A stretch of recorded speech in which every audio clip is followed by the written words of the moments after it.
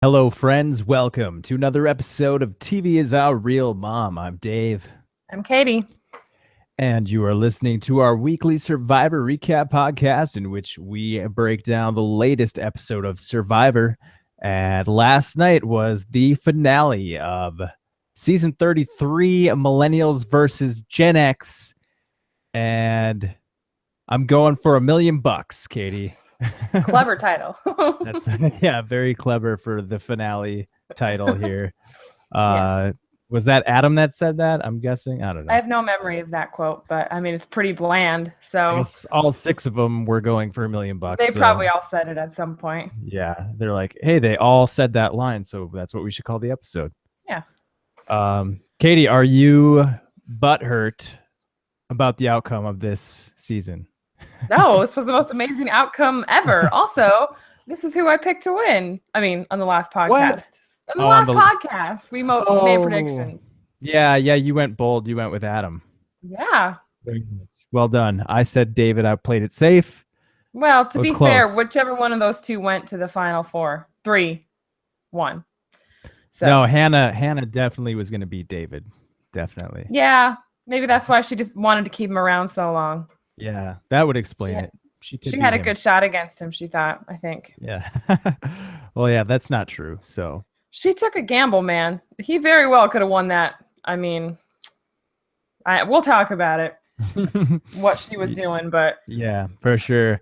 But yeah, definitely not butthurt this season. Last season we were quite butthurt at we the were end. a little bit to the extreme, probably. But But yeah, we just really didn't. We liked Aubrey. We were Aubrey fans, I think, yeah, and that's her we. game was more visible to us. Yeah, Michelle's was not. So and yeah, there's a lot to be said about Michelle's style of gameplay, but we like the Aubrey style. And Adam is more up in the vein of Aubrey's style of play, and very yeah, I think satisfied. so. But I think there was an aspect that we didn't see that much was that he did have a good social game, but they just didn't really show that. Yeah. And obviously, the biggest reason I think this is such an amazing winner is because of the story that goes along with it. I mean, what a way to honor your mother that has passed, right? I mean, it's Yeah, beautiful. It's absolutely that beautiful. was you can't. There's no better Survivor story That's the ever. best. There's Yeah. none. We Nothing, Jeremy, oh, you had a baby boy. That's nice. Or, Rob and Amber got engaged. That's nice. But this is just like there's some other forces at work with this one, I feel. So, yeah, this very almost eerie, like how mhm. supernatural. I mean, you can't write this stuff, It's unbelievable. It's No, and let me unbelievable. tell you, we've had really bad weather lately, and so all through the finale last night, this weather robot bitch kept coming on and talking for like 5 minutes at a time. Oh my These are god. these are the 3 times she came on. Okay, I didn't have first that. during the final immunity challenge, she came on, talked all Jeez. the way through it.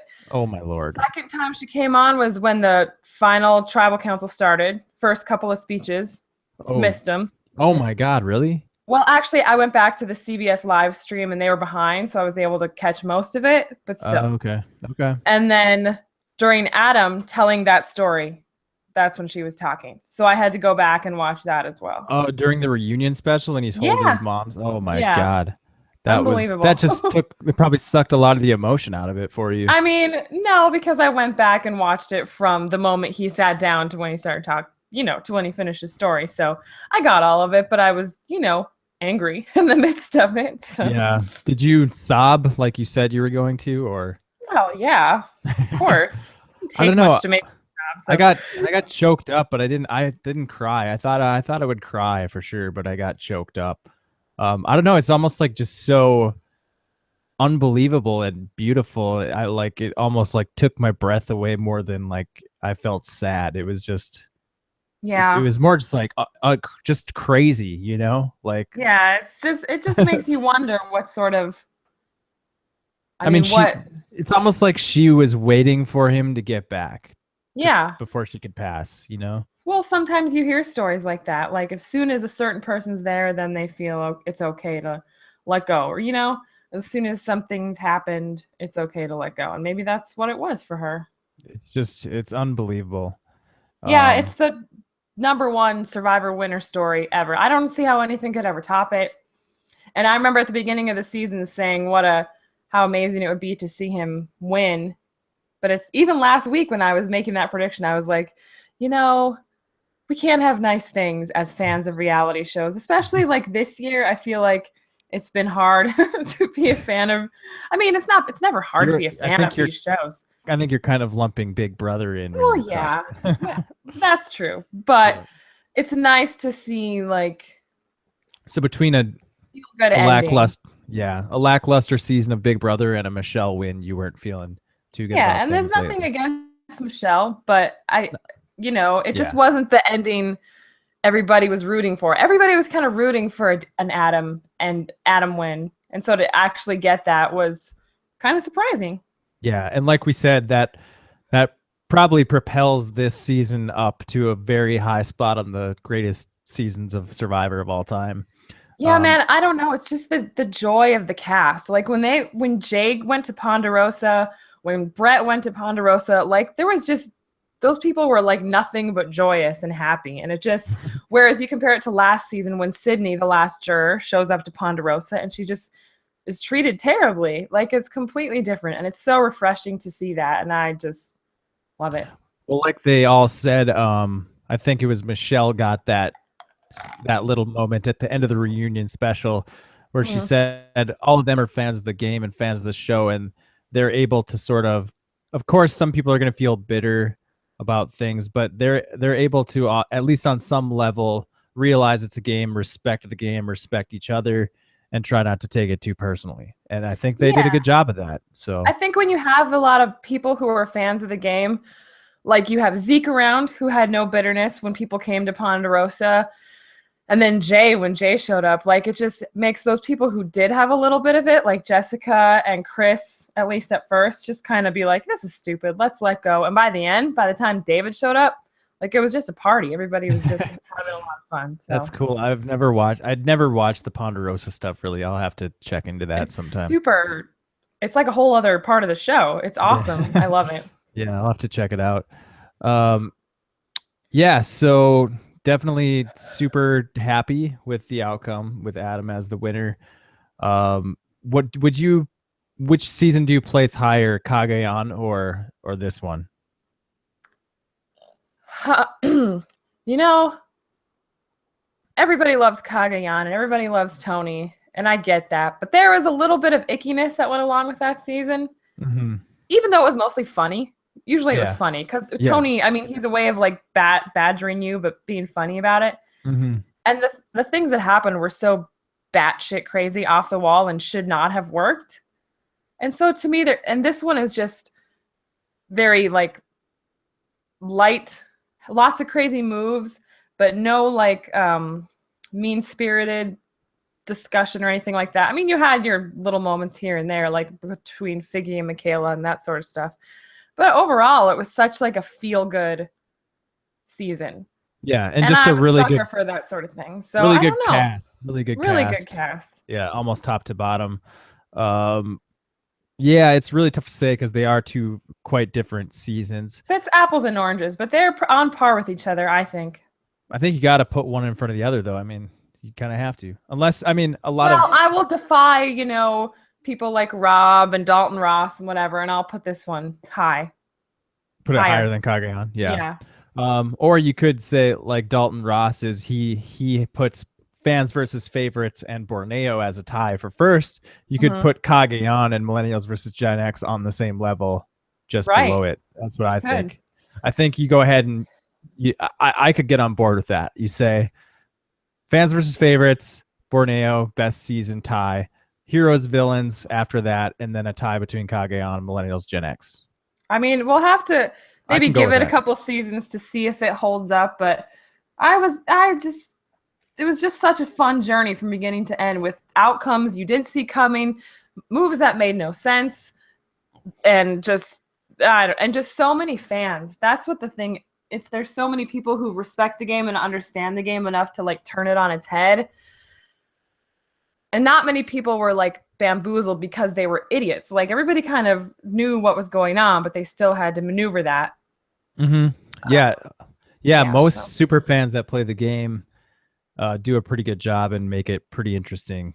Mhm. I think for the most part, but it's tough to say because you're getting a lot more super fans in the last several years playing the game that you don't even know that you find out later they're fans of the show. Like didn't you say that like Jay's a huge fan of the show, but Yeah, they all are apparently. it's I mean, kind of within, tough to tell that Jay's a super fan, but because sometimes he acts like he didn't know about a certain twist or well, something. he's But not a super duper fan, yeah, that's but he like is Adam.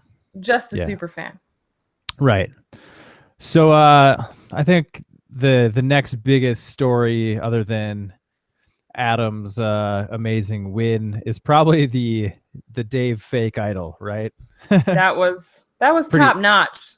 pretty epic. Yeah, I said before the episode started, like I felt like Dave hadn't done that much in recent episodes, but he was still pegged as this big target, mostly due to his social game was still bearing fruit. But I was like, okay, if he does something super epic, then I'll be like, okay, he should win hands down. And then he did that. I mean, I was Yeah, like, okay, he deserves to win if he gets to yeah. the end. Not I that he mean, didn't before, but to pull something like that off. And then with Jay being so smug about it, it just, yeah, yeah. Jay was really cocky, not only when he found the idol, but when he played it as well. I mean, he was super cocky, and it really made the whole fake idol fake out just even better to watch. And yeah, it was but it was great. also cool how after he realized he got played that he like immediately respected the move and thought it was funny and had no like hard feelings about it and was just like, Yeah, you got me. yeah. Is Jay the best sport in the history of the He game? I think. might be. Yeah, I I they think really think he might be. I would put him as number one best sport because Watch his Ponderosa video too. Like he's immediately over it.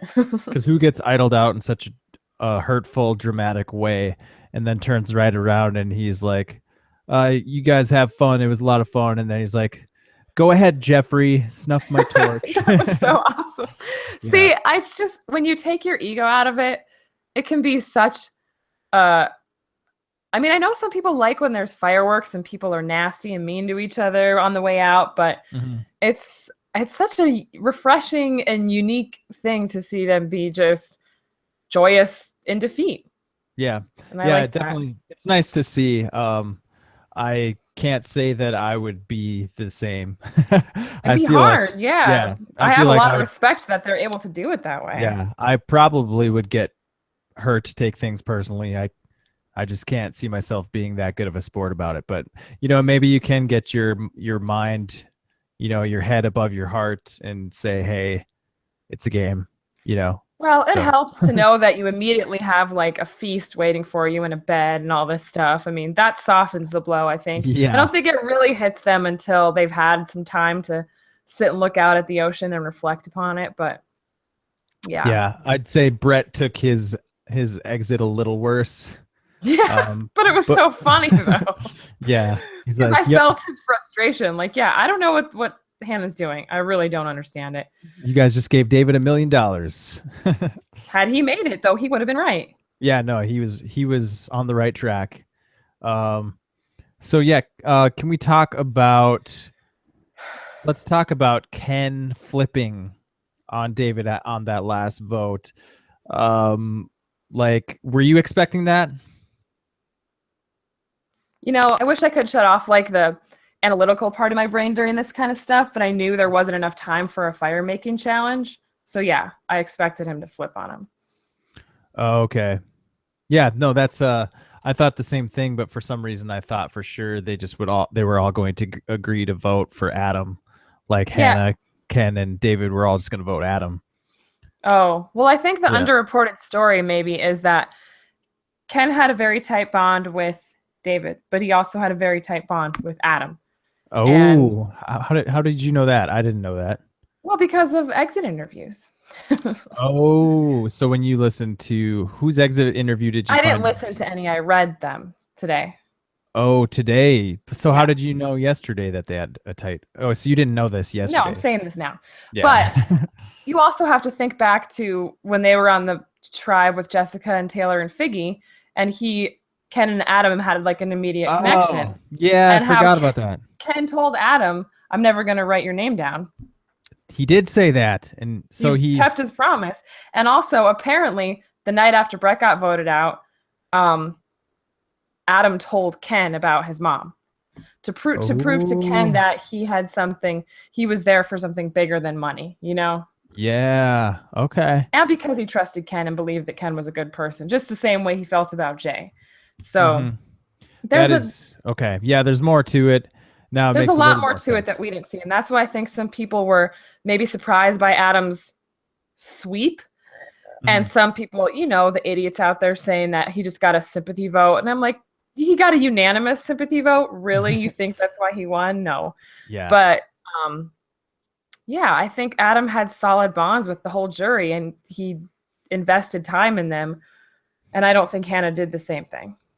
Okay. So do you think if Ken, if somehow the vote, changes and it's Ken, David, Hannah at the end, is Ken able to play up? Okay, I was loyal to my alliance. I knew, I knew David played a good game, but I feel like I played my game and I brought my solid alliance. I didn't turn on David. I never turned on anyone. If he brings David to the end, does he get any votes? No, And so he he didn't stand a chance unless he I don't brought. think he did. And it's Only not, chance he had was against Brett and Hannah, I'm guessing. yeah. I And even mean, even then, Chris and a lot of other people, I'm sure, would vote for Brett. yeah. I mean, it would have been the worst final three, but I am kind of curious to know how that would have played out. But Yeah, yeah, um, neither here nor there. yeah. But And honestly, when Ken was delivering his final tribal stuff, for the most part, I felt better than like going into it. I was like, Ken doesn't stand a chance, right? mhm. I thought maybe he might get a couple votes after, he answered a couple questions. Okay, I thought. I didn't think he did a terrible Oh, we job. didn't do terribly. But then when Chris, the lawyer, delivered his speech and basically said you got to vote for Adam Hmm. and threw Ken under the bus, I feel like it was over right there. Hmm. When someone gets up and advocates, it Yeah, usually is a sign that the whole jury is thinking a certain way. yeah, Um, and that's something people say that maybe they should be sequestered separately, but so there's not this group think thing going on. But that's just yeah. not the game, you know? Hmm. Social relationships are a part of the game. And Okay. we saw it last season too. Aubrey didn't build, or she didn't have the relationships that Michelle did, I guess. And whereas you can say that Aubrey obviously outplayed Michelle, sometimes that's not what it comes down to. Wasn't there So talk that Jason and Scott poisoned the jury last? yeah, Like there was they some can, talk about that. I don't know how true it is, but right? Yeah. Anyways, uh, certainly possible. They are kind of douchey, those two. okay. So what were we talking about before? Ken and his flip on David, which Yeah. I give him props for, but I also think he was staying loyal to Adam at the same time. And he knew he couldn't beat David. I think people thought they could beat Adam because his game was played in such a way that it wasn't that visible. But Hmm. somehow he pulled off the trick of making it to the end with two people who weren't respected. So, You got to give him props for, for the most part, keeping his sympathy story under wraps, because I think doing that made him less of a threat. If he exposes to everyone his sympathy story, they're gonna, whether it's whether it's obvious or not, they're gonna be talking about it and saying, Adam's a big threat because he's got this story, So yeah, that's unfortunately something people use like a lot. Before Jeremy even said his wife was carrying his son, they still didn't want to go to the end with him. Remember in San Juan del Sur because he was a fireman. They're like, I'm not going to the end with a fireman. So even that was working against Jeremy. So, but I still don't think. Oh, what was I going to say? I have no I idea. don't. want to refer to it as a sympathy story because it's just part of his story and what he was going through when he was out there. And there was no other way for him to answer that last question from David than to give the actual reasons for him being out there. He shouldn't lie to them and be like, "Oh yeah, I was awkward when I came here and now I feel strong." Well, He yeah, I spoke the know truth. what happened with his mom is not simply a tool to be Right. used in the game, but I mean that's just the reality of the nature of the game. Like there are these stories that can be used, and I'm just gonna call it what it is as a tool in the game. It's a sympathy story, and um, obviously it's not just that, but that's what it is in the game. And I Yeah, but I thought, don't think Adam wielded it as a weapon. no, he didn't. When he brought it up, it was at the last minute because Ken pulled out the daughter card, and I felt like he just like Yeah. it came naturally. It was like Ken's like, "Here's my sob story," and Adam's like, "Yeah, well," and I don't think he was even thinking like, "Okay, here's my one up card." It was just like it just came naturally. Right. You could tell he was not going to say it the whole Yeah. time. It just came out at the end. Right. And that was a 3-hour tribal council, apparently. So Oh my god, for nerve yeah. wracking. And they I said that Adam said that he knew before they even got to that it was going his way. But they have to edit it to make it look like other people have a shot, and we saw what 10 minutes of a 3-hour tribal council, so Jeez, that's insane. I know it. Like, what do they even talk about for that long? I don't know, but you know what? Not to go back to Big Brother, but the Big Brother jury gets like 5 minutes to talk to the finalists. And I to mean, I know feel like that's enough. but to me, to know that they're in there talking and hammering things out for 3 hours, I feel like there's no way you're going to get the vote that wrong. You know what I mean? Yeah. But I mean, also, yeah, at the end of the day, they pretty much have their minds made up. It's pretty tough Yeah. to change I people's mean, minds. to have a clean sweep like that, I mean, I feel like everybody had to have had their minds made up because they can't talk afterward before they vote. No, yeah. Um, Past instances of people like Chris advocating for a certain player, I can only think of one. Do you have any other ones? The one I'm thinking of Spencer. is oh, nice. I was thinking of Natalie in Samoa. I can't remember the guy's name, but there was one guy on that jury who told the whole jury that he wants the jury to vote for Natalie and not Russell because Russell sucks. And well, he actually he portrayed Natalie's game and he framed her game in a way Okay. that was positive, and he told the jury like, "See, this is a good game that she played." and See? and it worked. It worked. So what was the one with Spencer again? Did he Spencer advocate stumped for Tony. for Tony? That's right. Yep. Yep. Yeah, because they made it look like that Tony people were bitter at Tony, just like they were bitter at Russell. And so Spencer, I think he obviously had a speech plan before he got there, but Well, yeah. he was kind of worked up and he was like, "You guys are idiots if you don't vote for Tony against Woo." But So yeah, I mean, everyone. Well, not everyone, but I always say, and a lot of people say that that's what's great about Survivor is anybody can win based on what the jury values, mhm. and you never know what a jury is going to value, and it's up to them what they value. You can't Spencer can't force people to value, strategic gameplay as the reason, Right. and the jury is going to vote how they want to vote. So, I mean, I Mhm. think that's what makes it interesting, whether you like it or not. So, Yeah, that's true. yeah. Sometimes we mostly had really good jury results for the last many seasons up until last season. So, I'm not usually the jury gets it right. Yeah, I think Ko Wrong is a great example of that. Like we, as the type of viewers we are, we like strategic gameplay.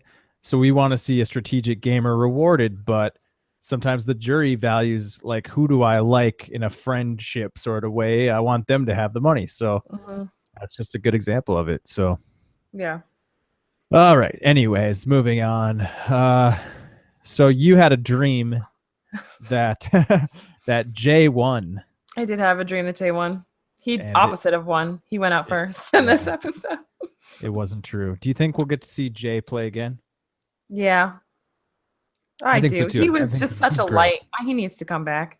He could. I love it too that he could be frustrating and cocky too. So there are a couple times where you're kind of like I don't not like on this his guy. side, but even then you were like, still. Yeah. Yeah, other people have said that if Jay came back, he could end up being that guy that you end up hating because he comes off really bad the second time. I don't think that's possible. They're comparing him to like Ozzy. I don't think Ozzy is good, and I don't think Ozzy's funny or entertaining. Whereas Jay is all of those things. I don't think you're gonna hate Jay no matter what he does. We hated At him a least, couple times this season. yeah, when he was making fun of Adam, I hated him because of his association with Taylor. I guess it depends on who he's with. Yeah, we hated him at the very beginning of the season because he was part of the Triforce. Yeah, but But again, it was only by association. yeah, and even really pretty early on, we could start to see he had a couple confessionals, and you're already starting to see you're like, wait a second, this guy is a little different. I think Yeah, he's he's got his smart. He's witty. He's snarky. I loved it.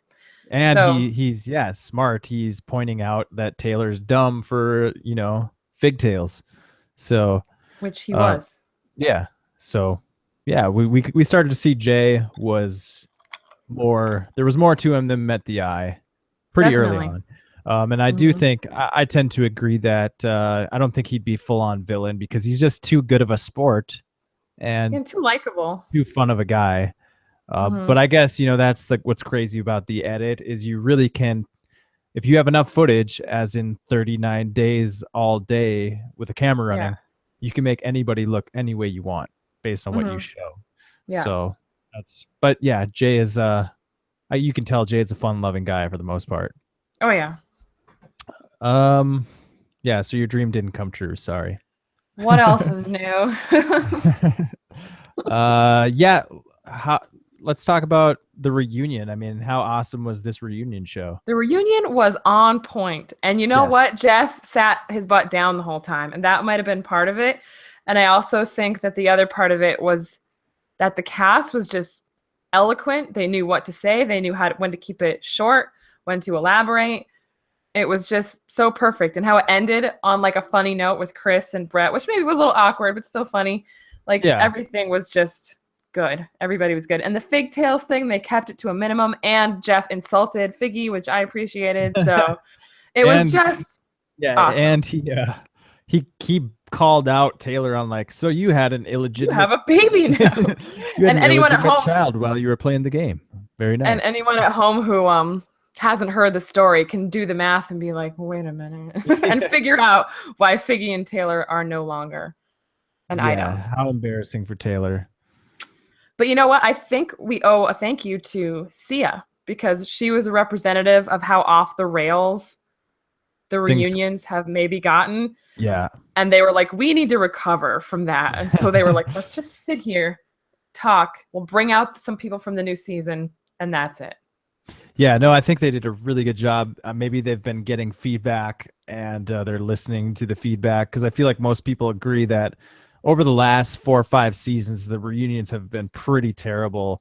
And yeah, there was no going into the audience and talking to children or talking to Cochran Yeah, or no, Cochrane was not there that I and saw. I'm a Cochran fan. I like Cochran, but he has nothing to do with this season. And Yeah. we could go to every freaking contestant from Survivor that's ever played and ask them, what do you think of this season? Like we don't need to Mhm. hear, let Cochran be in the audience. Maybe show him clapping a couple times, but we don't need to hear from everybody that's played the game on what they thought. Right. It's So not relevant. And they had the opportunity because his story's similar to David's, and they could have been like, Cochrane, you had a similar story. It was there. That fruit was hanging low it for was them to low pick, hanging but fruit. They could they have went for it. didn't. They left Yeah. it. And it was a very compelling reunion, just going back to as many people from the season as possible and touching base and just touching on just giving them a chance to talk. And because I mean we like to see these people again now that it's been several months Hmm. and they've gained their weight back, and we just like to hear from them real quick, as many as Yeah. possible, and they gave them all time, so it was good. Except for I like liked it. Paul and Lucy and Rachel. But yeah, who cares? Yeah, you always feel bad for the first 5 or 6, 4 or 5 that go out of the game and they can't really Hmm. talk to them because they didn't make much of an impact on the season. Yeah, and it Uh, was so long ago. We don't remember them. but yeah, that's just the nature of the game. It sucks but there's always going to be 4 or 5 people who are the first to go, and they're not going to get much attention. Right. So that's too bad. But it was a good reunion show, definitely. It was one of their best in a long, long time. Yeah, absolutely. I mean, not to mention how it started off with Adam's incredible story. So, like, I mean, it was just the bar was high from the beginning, but they kept it pretty high. It was a really good show. Do you feel bad for Candidal? I don't know. I kind of do because I feel like he outclassed. He was playing with a bunch of fans, and he was the one that really wasn't. And so he might have just been out of his element. And I don't want people to like disrespect his game. He was just playing a different style of game that wasn't caught up to the level that the other people are playing. And it's eloquent too when he was talking about how you really can't judge a book by its cover, and how he's a and shy guy too. And I think Ken's fine. His life is probably fine, but in a way, you gotta feel a little sympathy for the losers. Yeah, I felt a little bad for Ken because I don't know. I just feel like he's the odd man out on a show like this. All the different types of out of the different types of personalities on this season, like he just doesn't jive quite the way, with the strategy and everything going on. And it just plays more into his kind of the loneliness, there's like an element of loneliness there. And watching him during the reunion show, you could tell it kind of hurt him that he was like, he lost unanimously, and in his own mind he thought he played a good game, and it's just kind of sad. You could say the same for Hannah. Well, I don't know. I don't feel as bad for her. Yeah, I don't. I mean, she did a good job at tribal council. I'll say that. She was fighting for what she thought was hers. But what do you think it came down to between Adam and Hannah? Taking the mother thing out of it, which I don't, again, is not why he won, but not completely, but I don't think you can say it had nothing to do with it. I don't think he swayed 10 people's votes by telling that story after 3 hours of discussion. Yeah, but maybe he swayed one. I don't know. Maybe someone was going to throw Ken a bone. Yeah. And then after Adam said that story, he was like yeah. Nah, I better give it to Adam. Either way, I mean, obviously, I think his gameplay was respected. I think Adam, was able to. Well, you said it took 3 hours. I mean, I think in 3 hours, you give Adam 3 hours to explain how he played a good game. I think he probably was in debate. He was probably on the debate team and was like an ace. I could see that, so I'm sure he convinced everybody the game he played. He did play a good game. I mean, he found an idol at the last hours before tribal council. He found an idol. I mean, before the last tribal council you could play. Well, Adam's story is, I mean, he was kind of on the bottom in many different situations, and he found a way to rise above it, make moves to get through. Like when the tribe swap happened, he made the decision to go with the Gen Xers, and he voted out Figgy basically because the other Ikebula was telling him to do it at the challenge, apparently. So he could put that at their door too. He made decisions when he had to, but then he stepped back when he knew it wasn't necessary for him to be in charge because he didn't want to be a target. And he made sure there were targets out in front of him until the last second when there was time to cut them. And he formed these solid one-on-one relationships with people that you cannot undervalue in the jury stage of the game. So, and Hannah, I feel like she, like the whole thing to get Brett out, there was no purpose behind it, in my opinion, other than for her to be sneaky and be kind of like Will and be like, haha, look at this move that I made when it was big moves. Yeah. Big moves. I don't see any calculated thought behind it. I don't know. Yeah, well, I think you're right. I mean, she came off a lot like Will did when she was getting the confessional. She's like, I'm playing both sides as always, she says, and these men can't see what I'm doing to them. And it's like, I don't know if that's true. I mean, it sounds like it sounds like you're just kind of like trying to portray yourself as a Parvati or something rather than being Parvati, you know? You're like she's like visualizing herself as Parvati, but it's not you're just not playing that type of game in reality. So, I don't know. Yeah, and I mean, she said that Adam made blunders, but Hannah was not on the right side of a vote until the merge.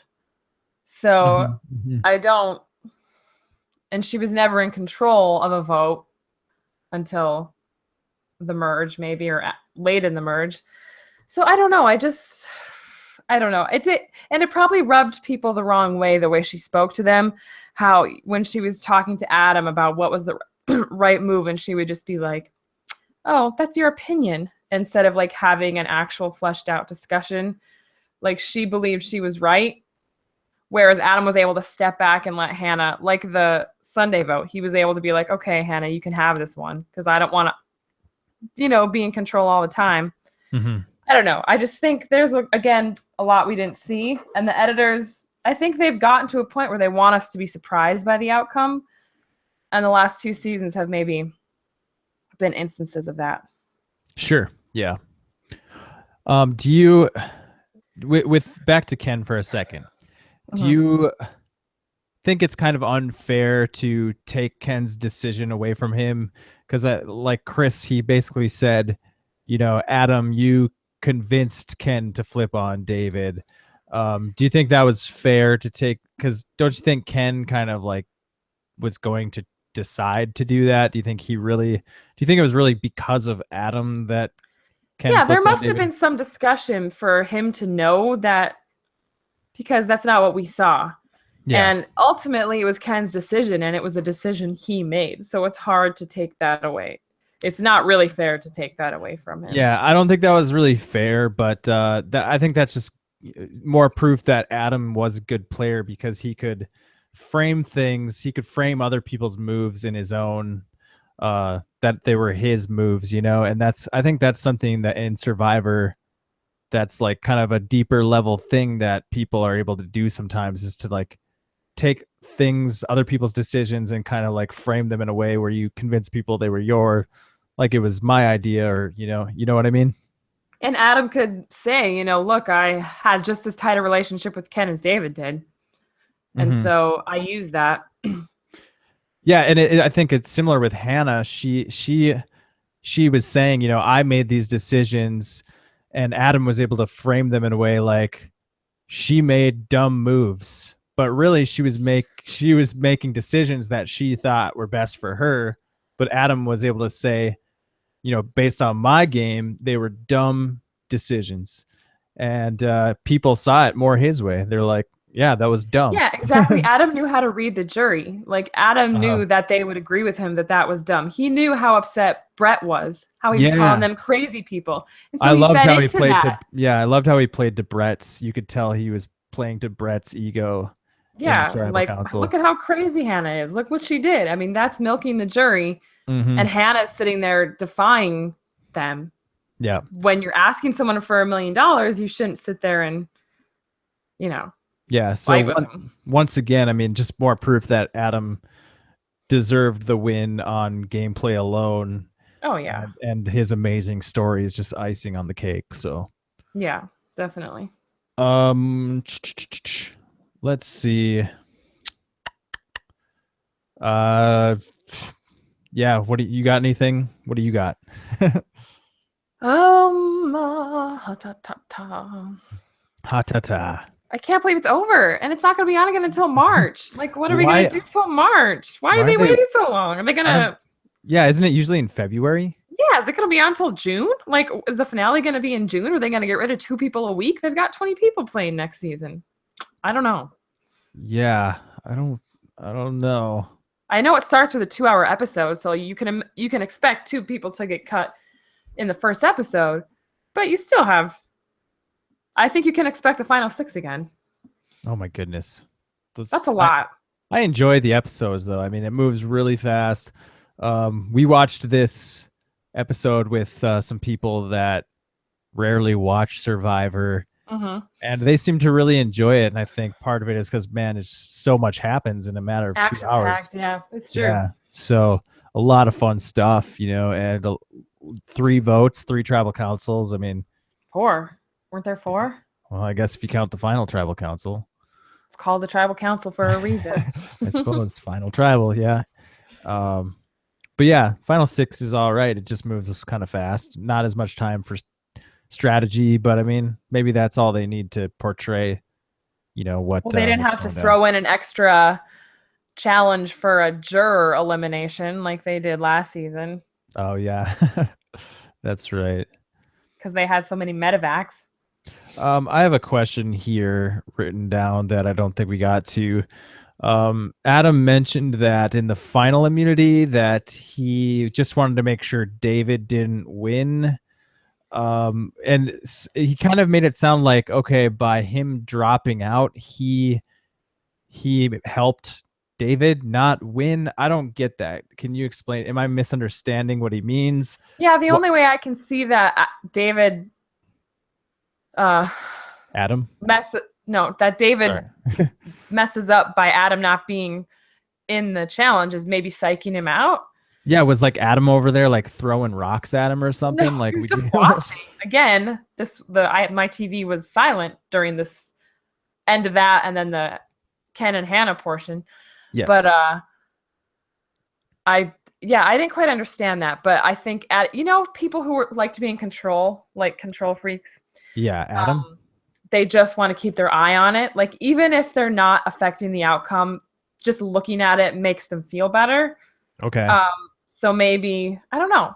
So was he saying like I didn't stand a chance of winning, so I thought the best thing for me to do was to drop out so I could just keep my eye? And when he said make sure David didn't win, he just meant watch David. Apparently, because you can't do anything to help Ken or Hannah in this challenge. It's not like it's a puzzle or whatever. That's what I didn't understand, because it sounded like that's what he was saying is like, I wanted to make sure David didn't win. It's like, what can you do? Yeah, I don't know. So, that's a good point. That's a good point. To me, it's just a thing to make yourself feel better. Like I can relate to that, but it doesn't really have any effect. Yeah. Adam was just like, I just want to make sure Ken's socks stay rolled up the whole challenge. So he can I feel like the wind was more of a factor in that challenge than anything. Yeah, that was interesting how they sort of had to stop, and it's an interesting challenge for where you have 30 minutes to get it done and whoever's ahead with the time limit. It's interesting how strategy comes into play there, and the wind, and it was fun. It was fun to watch. Watch but not hear. Yeah. It's interesting watching the show with people who've never seen it before. Yeah. One guy I was watching with, our cousin, he predicted that David was going to get voted out at that vote. And he was so like impressed with himself. He's like, I called it. Like I called it. And it's interesting. People who are new to Survivor, I remember my first couple seasons too. Like it's really fun to predict what's going to happen, and when you're right, you feel real good about yourself. Yeah, you feel like you're like some sort of genius or wizard or something. And there's always a little bit of that element that never goes away. Right. Like we like to predict things and pat ourselves on the back for it. But the more Survivor you watch, you realize how like chaotic it is, and how it could go any which way half the time. So especially now, I feel like they're getting tricksy with the editing because people have made it a habit to study the edit. And so they're trying to mess people up. Yeah, and I like that. I do like that. It's an element of surprise. Like, you don't know how stressed out I was, even during Final Tribal Council, because they edited it to make it look like, well, Hannah could take this thing. And I was like, oh, God, oh, God, oh, God. Because nothing against Hannah and Ken, but to see someone with that story get that close to it, like for him not to win would have been devastating. So I'm just glad it worked out the way it did. Absolutely. Yeah. So we said Jay's coming back at some point. But not next season. It's not going to be next season. We are getting Michaela back next season, though. Thank God. I hope she lasts longer. So another pat on our backs for us, because we called that one. Yeah. But then you were spoiled on the other guy that's coming back. Is it spoilers to say that now? No, I mean, if you don't want to hear it, shut it off now. Yep. Spoiler warning for who the other guy who's coming back next season from. Well, you know it's a dude. Well, yeah, it's a guy. I've said that much. And I think we pretty much called this one, but you knew. But Yeah. I pretty much put my bets on Zeke. You put your bets on Michaela and Zeke, and you were exactly right. I mean, in a season packed with awesome characters, they were the standouts, and neither of them won. So we really do want to see them play again. Yeah, and it's really close with David and Zeke. I thought, you could make an argument. It's like if this was like a basketball game, David versus Zeke, I think Zeke wins like 99-98. It's like really close. Like, well, David needed to go put some weight back on. Do you know how much he weighed when he got voted out? He looks like he probably weighed like 100 pounds even. 114. I couldn't believe that. I mean, I haven't weighed that much since like high school, so I can't even. Yeah, for a man, nothing to that guy. Light, but he was small to begin with. I think that's what a lot of people. Yeah, he was 125 to begin with. So I think that's what a lot of people don't understand is like some people are just built smaller, like they have smaller frames. Like I'm 6 feet tall, but I have a very thin frame. So if I start to lose weight, you're gonna notice it a lot faster. So I think people need to like lighten up on David a little bit. Lighten up. Yeah, because people we watched the finale with too, they're so hard on David for being so skinny, but it's like that's his build, man. I mean, you can't help it. No, we can't help it. He's teeny. Yeah. But yeah, no, I think you're right. I never thought of that, but that I don't think there's any way that in good conscience they could send David right back out there. He had a day at Ponderosa. Zeke had a little bit longer. And I don't know what the turnaround is between that season ended in May, and I think they were back out there in June or July. So yeah, it's pretty fast. It usually is. I mean, this has happened to Malcolm. This has happened to Russell Hantz, and I feel like there's another one, but I can't remember. What's her name? The girl from Guatemala. Oh, Stephanie. Yeah, but those were.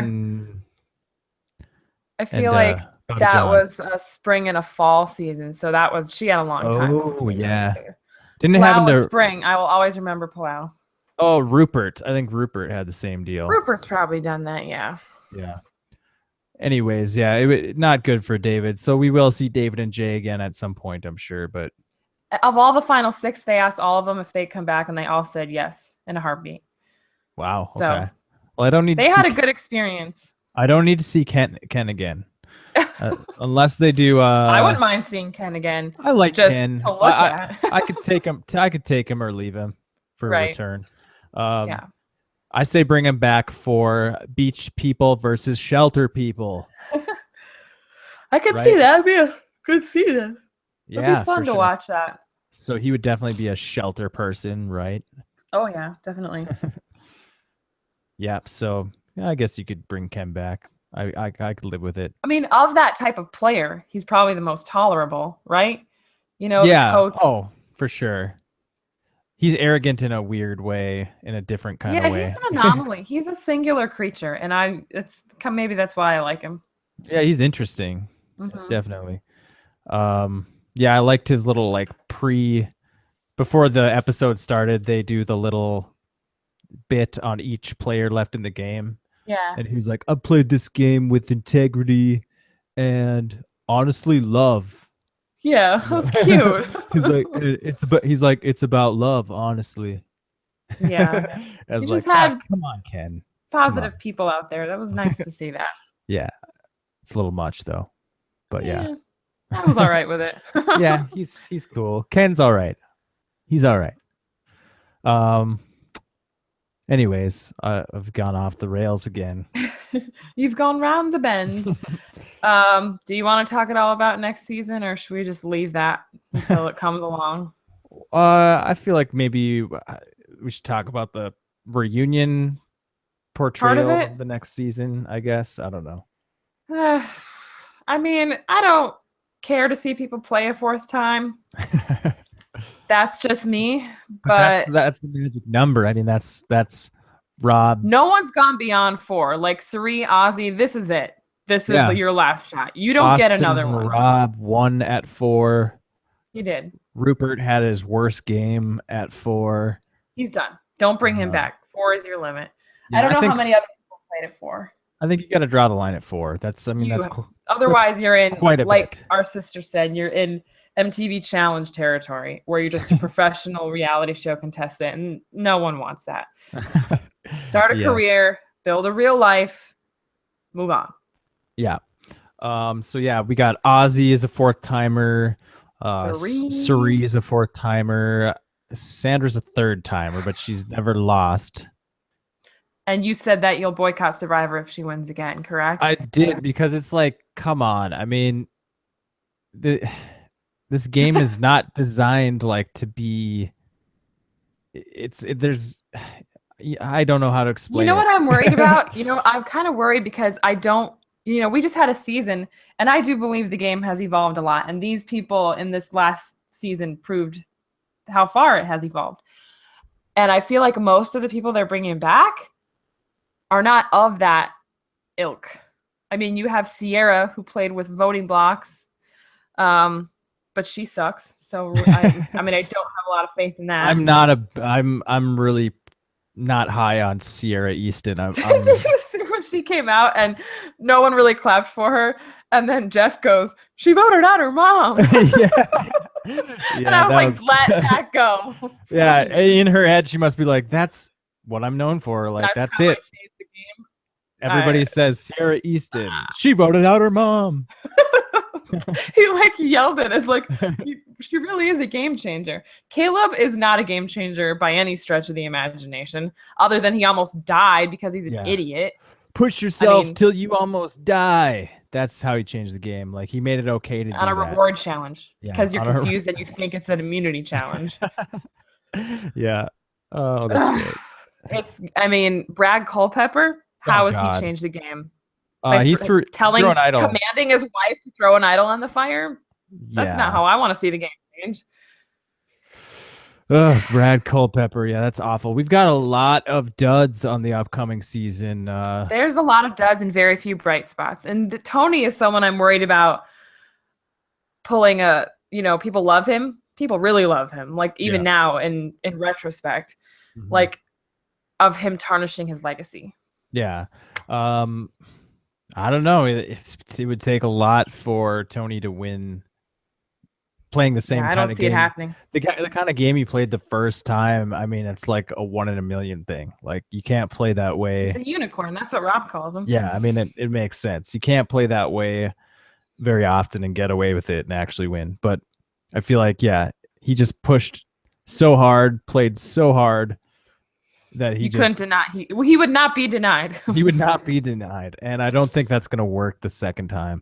No, I don't either. But it'll be fun to see him back. But yeah, he's in dangerous territory there, and I agree with you. He could tarnish his legacy. Who else? Who else is of interest to you? Oh, we were talking about duds, weren't we? Troyzan. Duds, yeah, duds to me. Troyzan. They're bringing back Sierra Dawn Thomas, which is the Sierra from Worlds Apart that was practically invisible. Like, the only thing I remember is like Dan and someone fighting for her vote. And it was gross because it involved Dan Foley. And so I don't have any good memories of her. Yeah, couldn't agree more. So dud. I already said it. It's the other Sierra, I'm not a fan. I might stop watching Survivor if she wins. Either Sierra? If someone named Sierra wins, you're done. Well, here's the thing about Sierra Dawn Thomas is right now, the only beef I have with her is like, why bring her back for a season called Game Changers? They probably should have workshopped that name because there's maybe 3 or 4 Game Changers here, and that's it. Yeah, and even if you're not calling it Game Changers, I just don't see how she fits in with the caliber of players. And maybe not even caliber, maybe she's a good player, but like the caliber of celebrity status that like in the Survivor community. Survivor celebrity status. Well, she is a part of the Dirty 30s. They got around, so she's kind of. Yeah, no, she fits into that, I guess. But I'd be okay if she turns out to be like a pretty good right. game We don't know what she's capable of. She could have Wentworth upside. Yeah. And we've talked before about how sometimes a good strategy is to lay low, and she'll probably get far doing that for a while. But at some point, she's got to do something interesting for me to enjoy her as a player. She's got to change the game. Yeah. And if she then I'll wins, be okay with her winning. yeah, if she wins doing something cool along the way, I'm cool with it. But yeah, I guess you could maybe say the same about Sierra Easton, but no, I don't know. I don't like her that much. I don't know what it is. I'm super thrilled with her getting pre-merge boot this time. She's made the jury twice. She's not going to win. Get her out of here. Yeah, I didn't really like her in the first Blood versus Water, and I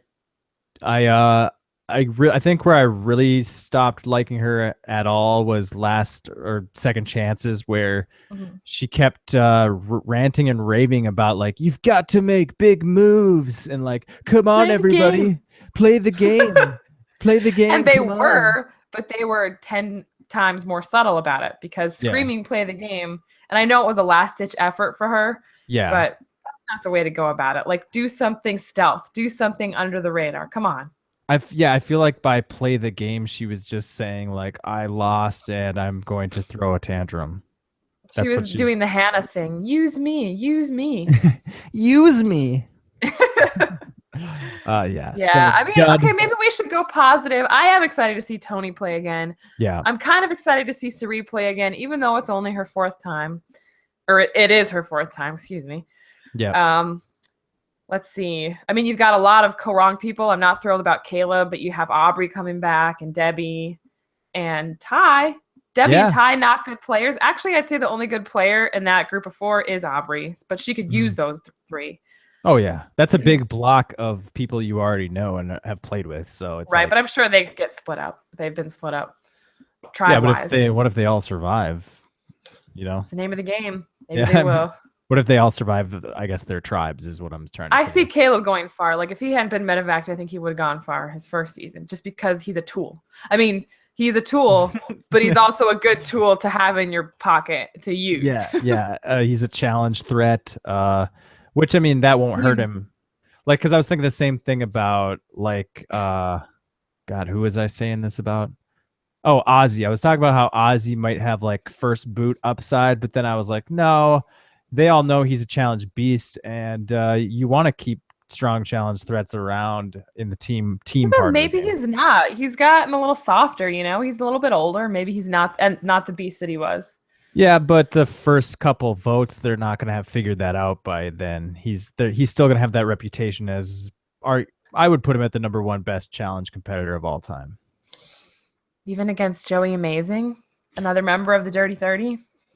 Yeah, because Ozzy survived something like 20 days on Redemption Island or something like that. Ozzy voted himself out, purposely went to Redemption Island and came back. I mean, in that way, he is kind of a game changer. Yeah, and I would put Joey Amazing at #2 and maybe Mike Holloway at #3 for winning, like going on a tear. But I guess Mike didn't have much competition, so you might. Yeah, once Joe got voted out, I mean, kind of wide open. Good point. So Mike maybe doesn't deserve as much credit, but anyways, yeah. Excited. I'm actually excited to see Ozzy play, because I always just liked him as a character on TV. I don't know. I liked him. Yeah, it'll be interesting. I liked him in South Pacific, so. Yeah, he kind of redeemed himself a little bit in that season. A little bit unbearable, but he wasn't great. But I liked him. Yeah, he was all right. Excited to see Malcolm play again. He's finally had some time to recover between seasons, so it'll be interesting. Yeah, and he was getting quite a bit of coverage. Like, he was kind of the face. But he wasn't there. That guy's winning, I'm telling you. He's the winner. Yeah, I tend to agree. I mean, if I had to hedge my bets, that's not the right word. No, it is. Hedge my bets? Does that work in this context? It's a saying. I'm not sure if it's the right one. I thought hedge my bets meant like you're like playing it safe by like. Okay. If you had to place your bets on somebody. Yeah, I would pick Malcolm right now, just because they gave him so much coverage and positive coverage.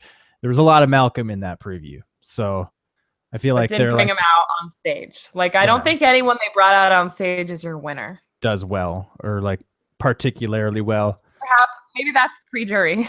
Yeah, I mean, you could see one or two of those people maybe go farther than the others, but I'm guessing a lot of those people first half of the game gone. Yeah. Yeah, for sure. But that means that leaves you with a lot of duds. Probably. That means Brad Culpepper and Troy Zan. You know what? Maybe they just brought out the biggest names, because if they brought out Troy Zan and Brad Culpepper and Sierra Dawn Thomas, people are going to be like, what the hell is this garbage? You're right. I mean, it's probably more so that they just brought out the people that are recognizable. Because I mean, it is just Sierra. It's just advertising. It's just like, hey, let's get people to watch. She voted out her mom. She voted out her mom. Yeah, that's great. We know, Probst. We know. We do. Anybody else you're excited to see play? What about JT? Are you excited to see JT play? I'm excited. He's had some time between heroes and villains, and maybe to reflect upon the bad decision making. I'd like to see him play again. Maybe Steven's been giving him pointers, although Steven never won, so I don't know how much advice you want to take from Steven, but he doesn't know it all. Yeah. Do you think JT listens to Rob Has podcast? No. I don't think maybe so. Once in a while to support his friend, but I don't think he makes a habit of it. No. No, I agree. Totally agree. Yeah. God, who else excited to see play? That's it. Any good women we're missing here? Sari comes to mind. Aubrey, I'm looking forward to Aubrey again, and Debbie. I think Debbie will be fun. Yeah. Debbie and Aubrey, I don't think they'll be on a tribe together, but if they both survive, it'll be fun to see them work together again. Oh, and of course, Zeke. I mean, I don't know if we said that. Duh. Zeke and Michaela. Super excited to see them play again. Yeah. Yeah, that'll be great. All right, well, we better not dissect this season too much more, because we're probably going to be doing that in a month or two or whatever it is. They probably won't release the cast now until February, so we'll have to wait till the cast is officially released. But yeah, if you didn't know the cast, we just dumped a lot of it on you, so we gave a spoiler warning. So yeah, we did kind of at some point. Yeah. All right, well, anything else you want to talk about with this season? Any final comments on the season? It was just a joy from top to bottom. I loved it. I was stressed out at times, as every Survivor season puts us through that, but it was a solid recovery from Ko Wrong, and we liked Ko Wrong, but it's not on the level of this one. I really enjoyed this one. Yeah, I loved this season as well. I think from like a what's the word I'm looking for? Subjective versus objective. You could almost objectively put this season high, you know. Yeah.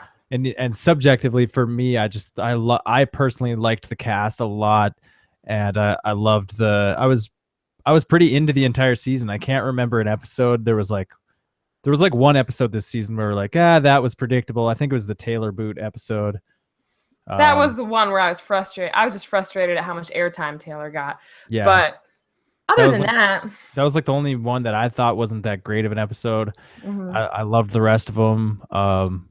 Yeah, top to bottom, a great season, a great winner. It's been a lot of fun talking about the season with you. And yeah, what else can I say? Keep up the good work, Survivor. Don't let us down now. I mean, you already kind of did with this cast, but maybe it'll be good.